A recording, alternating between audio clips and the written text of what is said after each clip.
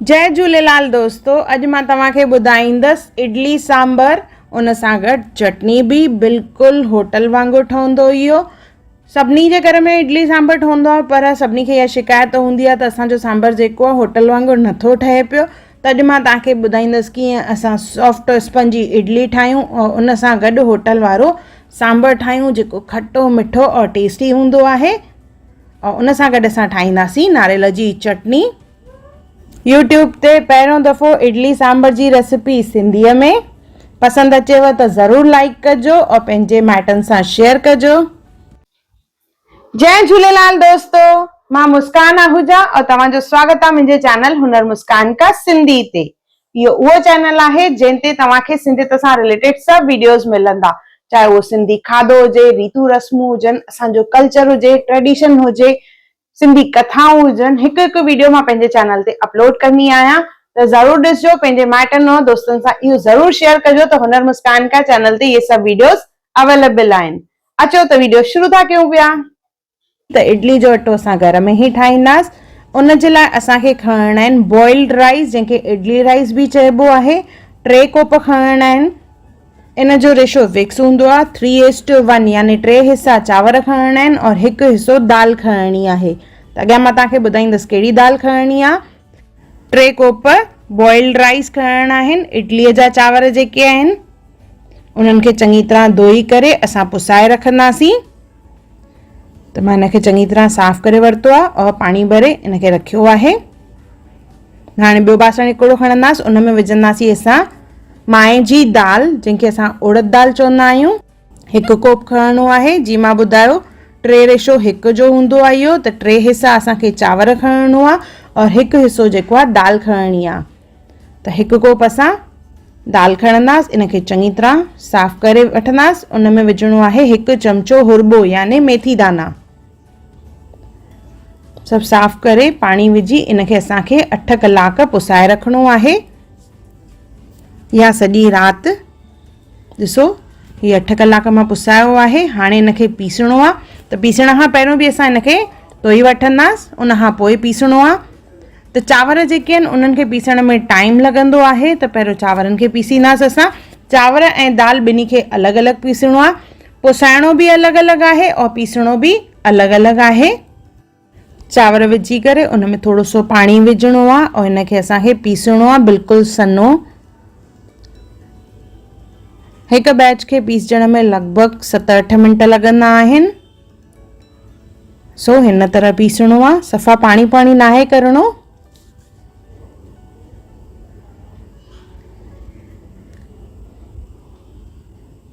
अहिड़ी तरह सभु चांवर असां पीसे वठंदासीं।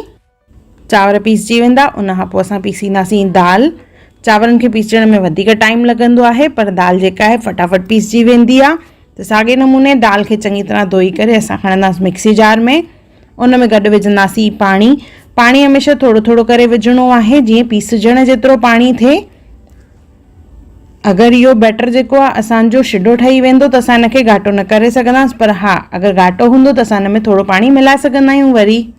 त उहो असांखे ध्यानु रखिणो आहे। थोरो थोरो पाणी विझी करे ई असांखे पीसणो आहे इनखे। दाल पीसजी वञण खां पोइ इनखे असां मिलाईंदासीं चांवरनि वारी पेस्ट में ई।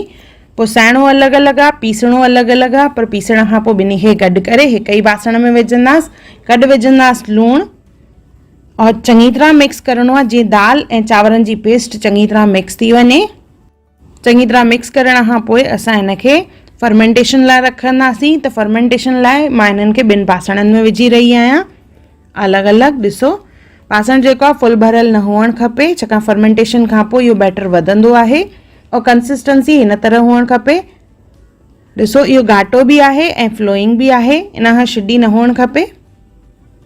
इनखे ढके करे असां सॼी राति रखंदासीं फर्मेंटेशन लाइ, या घटि में घटि 8 कलाक।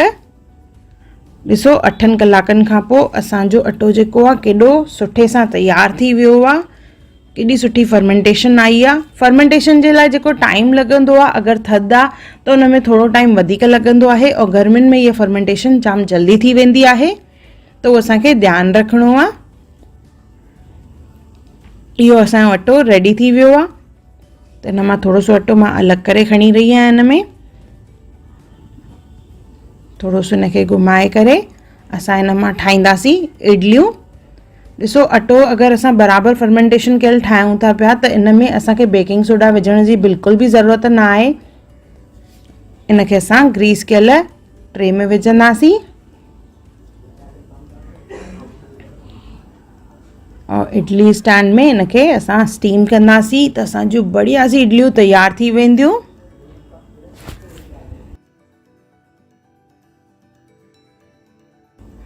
ॾहनि खां 12 मिंट हिक स्टैंड खे तैयार थियण में लॻंदा।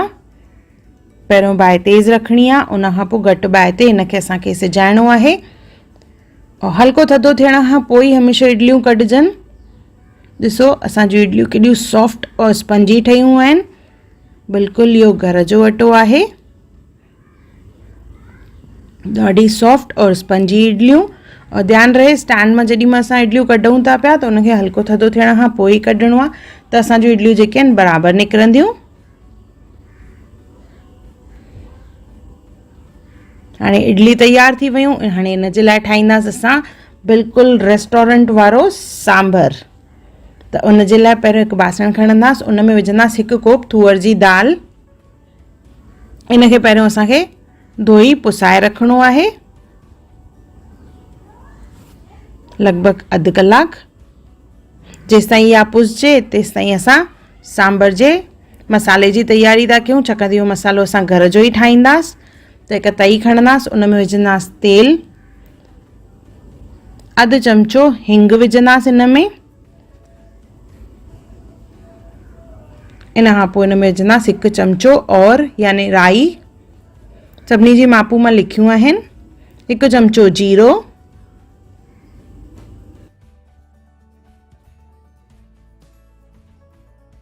1 चमचो हुरबो यानी मेथी दाना,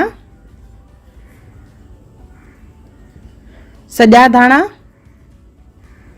1 वॾो चमचो आहे, 1 चमचो उड़द दाल माए जी दाल, 1 चमचो चणनि जी दाल, कारा मिर्च 10 खां 15, कड़ी पत्तो विझंदासीं इन में 10 खां 15, 8 खां 10 कलियूं थूम जूं विझणियूं आहिनि, कश्मीरी ॻाढ़ा मिर्च 5-6, ताज़ो कटियल नारियल 2 इंचनि जे क़रीब आहे इहो, 1 इंच अदरक, 1 बसर रफली चॉप करे विझंदासीं। ये सभु शयूं विझण महिल गैस जेका आहे बिल्कुलु धीमी बाहि ते रखिणो आहे और इनखे धीमी बाहि ते ई सेकणो आहे जीअं ही सभु सड़नि न। जीअं बसर जो कलर चेंज थी वेंदो उन खां पोइ असां गैस बंदि कंदासीं। त धीरे बाहि ते इनखे घुमाईंदो रहणो आहे। ॾिसो बसर जो कलर जेको आहे हल्को हल्को बदिलजी वियो आहे, गुलाबी थी वियो आहे इहो। त गैस के बंदि कंदासीं, मसाले खे थधो करे इनखे खणंदासीं मिक्सी जार में और इनखे असांखे पीसणो आहे। त पीसण जे लाइ थोरो सो पाणी विझंदासीं इन में जीअं इनजी हिकु पेस्ट तयार थी वञे। इहो असांजो मसालो तयार थी वियो आहे जंहिंमां असां ठाहींदासीं सांभर। त इहो मसालो ठाहे करे असां रखंदासीं। पहिरियों दाल पुसाईसीं, मसालो ठाहियोसीं, हाणे गिदामड़ीअ खे पुसाए रखंदासीं असां। त 1 कप खणंदासीं, उन में 2 चमचा लॻभॻि गिदामड़ी विझणी आहे और इनखे असांखे धोई करे पुसाए रखिणो आहे। जेसिताईं गिदामड़ी पुसे हाणे हिकु बासण खणंदासीं, उन में विझंदासीं तेल, 4-5 चमचा तेल विझी उन में 1 चमचो और यानी राई विझणी आहे, 1 चमचो जीरो विझणो आहे, 2 सावा मिर्च, उन सां गॾु विझंदासीं असां सन्हो कटियल नारियल। तव्हां चाहियो त कद्दूकश कयल बि नारियल विझी सघंदा आहियो, पर ताज़ो नारियल हुअणु खपे, डूंगी न इस्तेमालु करणी आहे। इनखे थोरो सो भुञंदासीं असां। इन खां पोइ असां इन में विझंदासीं बसर। बसर खे कटण महिल ध्यानु रखिणो आहे, उन जूं लंबू लंबू फाड़ियूं कट करणियूं आहिनि। त हिकु वॾो बसर मां खयो आहे हिते। बसर खे थोरो सो गुलाबी कंदासीं। उन खां पोइ असां इन में विझंदासीं टमाटो। त हिते मां 3 टमाटा खया आहिनि, उन्हनि खे असां रफली कट करे विझंदासीं और टमाटे खे सिझण ॾींदासीं। अधु सिझी वेंदो टमाटो इन तरह, त इन खां पोइ असां इन में विझंदासीं सुका मसाला।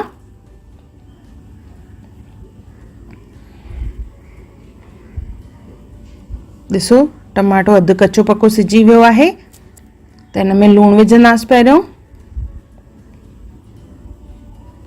हैड ऐं ॻाढ़ा मिर्च हिकु हिकु चमचो विधा आहिनि। हैड ऐं ॻाढ़ा मिर्च मां इनखे चङी तरह मिक्स कंदासीं। हाणे असां इन में विझंदासीं भाॼियूं। होटल में जेको सांभर मिलंदो आहे त उन में भाॼियूं पियल हूंदियूं आहिनि, उन सां ई इन में बढ़िया सी टेस्ट ईंदी आहे। त हिते मां सिङियूं, पेठो यानी पम्पकिन, उन खां पोइ विझंदासीं असां इन में लौकी जंहिंखे असां कद्दू चवंदा आहियूं। हिकु हिकु कप खयो आहिनि सभु। इन्हनि खे चङी तरह मिक्स करिणो आहे। टमाटो सिझी वेंदो, थोरो थोरो तेल निकिरणु चालू थी वेंदो, त असां इन में विझंदासीं पाणी। लॻभॻि 2 लीटर इन में पाणी विझणो आहे।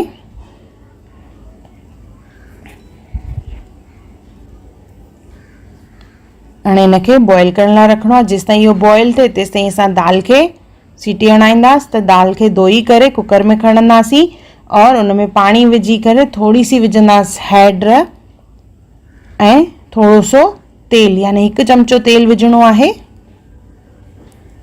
2 खां 3 सीटियूं लॻाए करे दाल खे सिजाइणो आहे।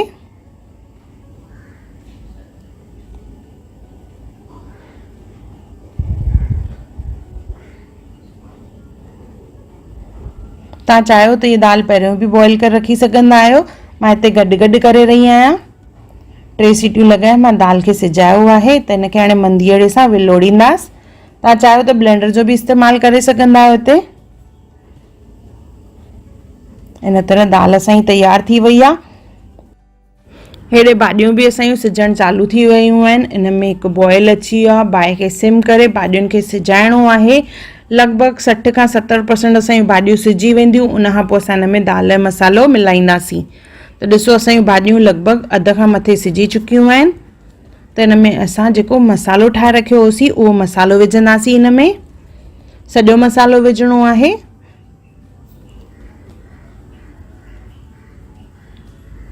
और हिन सां जेको सांभर ठहंदो एॾो बढ़िया ठहंदो आहे। चङी तरह मिक्स कंदासीं जीअं हिन में मसाले जा ॻोढ़ा न रहनि। इन खां पोइ असां जेका दाल ठाहे रखी आहे उहा दाल बि हिन में विझंदासीं। दाल विझण खां पोइ इनखे चङी तरह मिक्स करिणो आहे और ध्यानु रहे कुझु बि ॻोढ़ा हिन में न हुजनि। और इहो सांभर ॾाढो बढ़िया ठहंदो आहे।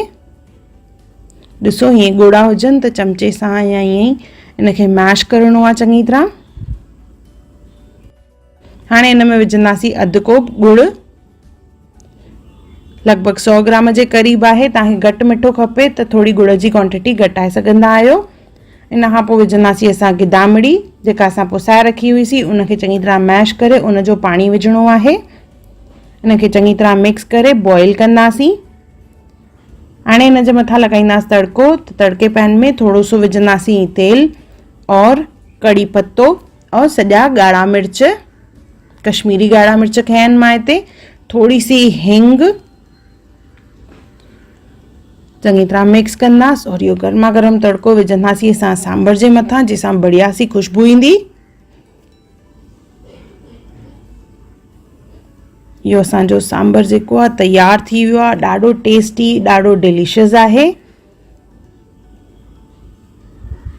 बिल्कुलु रेस्टोरेंट वांगुरु। त इहो ज़रूरु ठाहे ॾिसजो और मूंखे कमेंट सेक्शन में ज़रूरु ॿुधाइजो त तव्हांखे इहो सांभर कीअं लॻो। सांभर तयार थी वियो। हाणे ठाहींदासीं असां चटनी। हिकु तई खणंदासीं, उन में थोरो सो तेल विझी करे 3 चमचा हिन में असां विझंदासीं चणनि जी दाल और उनखे असांखे थोरो सो फ्राई करिणो आहे। चाहियो त हिनखे डीप फ्राई बि करे सघंदा आहियो, पर मां हिते शैलो फ्राई करे रही आहियां। हल्को हल्को सुनहरी कलर थी वेंदो दाल जो, त इन खां पोइ असां हिन में विझंदासीं मुङेरा।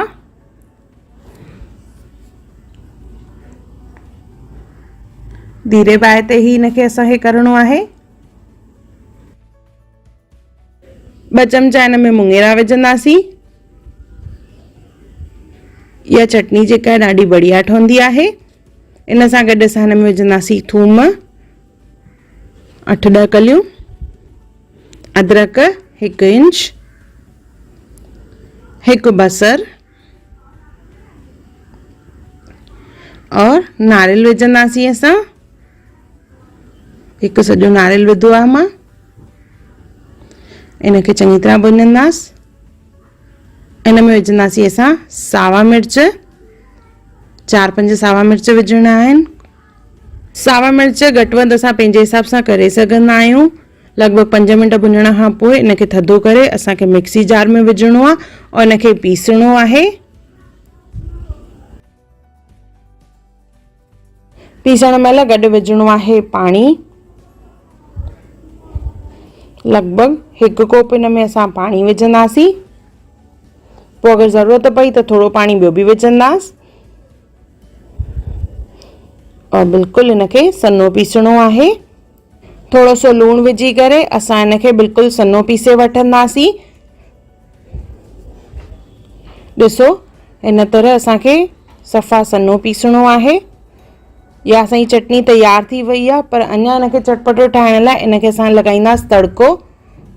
त तड़का पैन खणंदासीं, उन में विझंदासीं तेल और यानी राई, सॼा ॻाढ़ा मिर्च,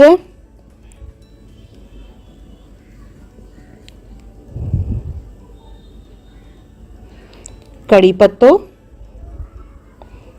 और इहो तड़को विझंदासीं चटनी जे मथां। इन सां चटनी में ॾाढी बढ़िया टेस्ट ईंदी आहे।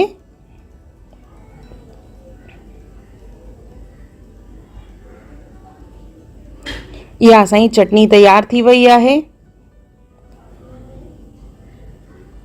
होटल वांगुरु सांबर, उन सां गॾु चटनी और सॉफ्ट और स्पंजी इडली। इहो असांजो घर जो ठहियल इडली सांबर और चटनी तैयार आहे। हिकु दफ़ो ज़रूरु ठाहिजो और मूंखे कमेंट सेक्शन में ज़रूरु ॿुधाइजो त तव्हांखे मुंहिंजो वीडियो कीअं लॻो।